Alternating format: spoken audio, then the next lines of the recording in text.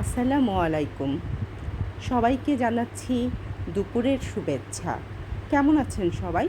আজকে আমি নিয়ে এসেছি সুন্দর একটি রান্না।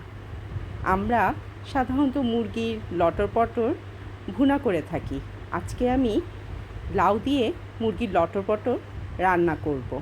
সবাই আমার সাথে থাকবেন। ভিডিওটি যদি ভালো লাগে লাইক, কমেন্ট এবং শেয়ার করে অবশ্যই আমাদের পাশে থাকবেন। দেখতেই পাচ্ছেন আমি মুরগির গিলা, কলিজা সব কিছু ধুয়ে পরিষ্কার করে নিয়েছি, সাথে লাউ কেটে নিয়েছি। কড়াইতে দিয়েছি পেঁয়াজ কুচি। এখন দিয়ে দিচ্ছি আমরা আদা, রসুন আর জিরা বাটা। জিরা বাটা, আদা, রসুন এগুলোকে ভালো মতো কষিয়ে নিয়ে আমি একটু পানি দিয়ে দিব যাতে মশলার গন্ধটা চলে যায়।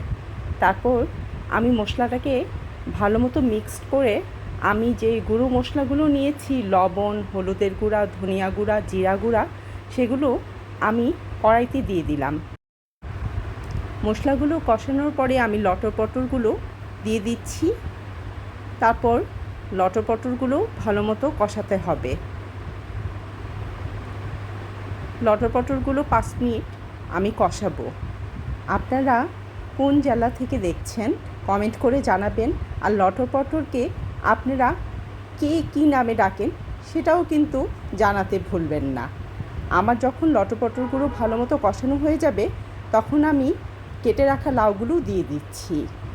তো আপনাদের যদি আমার রান্নাটা ভালো লেগে থাকে এভাবে একবার ট্রাই করবেন, দেখবেন কেমন লাগে। তারপর ঢেকে দিচ্ছি। ঢাকনাটা উঠিয়ে আমি এবার নেড়ে দিব।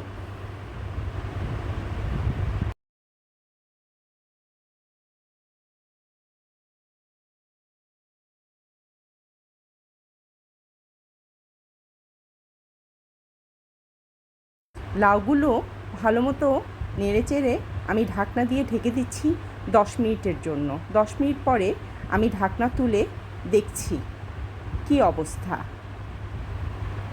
এখন আমি এটাকে আবার নেড়ে দেখব পানি দেওয়ার প্রয়োজন আছে কি না। আমি একটু পানি দিয়ে দিচ্ছি। তারপর আবার নেড়ে আমি ঢাকনা দিয়ে ঢেকে দিব।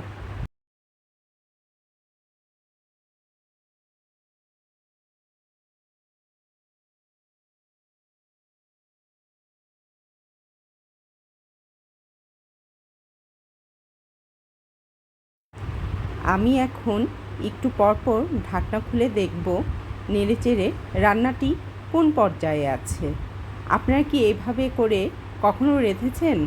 যদি না রেঁধে থাকেন একবার হলেও রান্না করে দেখবেন, খেতে কি অসম্ভব মজা হয়। আমাদের রান্নাটা প্রায় শেষের দিকে, লাউগুলো সিদ্ধ হয়ে গেছে। এখন আমরা স্টোভটি বন্ধ করে দিব। মজার একটি রেসিপি তৈরি হয়ে গেল। সবাই ভালো থাকবেন।